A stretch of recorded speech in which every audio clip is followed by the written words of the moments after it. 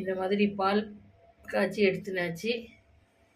வீட்டில் வச்சு தீபாவளி காமிச்சு கோயிலுக்கு கொண்டு போய் அம்மனுக்கு செலுத்திட்டு வந்துடணும்.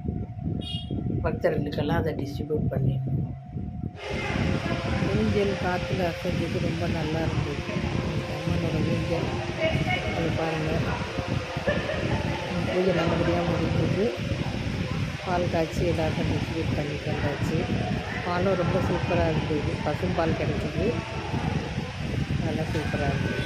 ஊஞ்சல் பாருங்கள், அப்படியே ஆடி அசைவு நல்லா.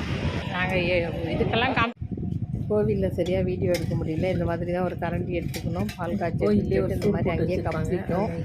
அது வாங்கி இந்த மாதிரி ஊற்றி பக்தர்களுக்கு விநியோகம் பண்ணணும்.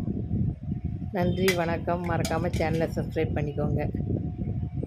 எல்லோருக்கும் அம்மன் அருள் கிடைக்கட்டும். மாங்காடு காமாட்சி அருளட்டும். வணக்கம். பக்தர்களுக்கு விநியோகம் பண்ணிடணும். அப்படி ஊற்றி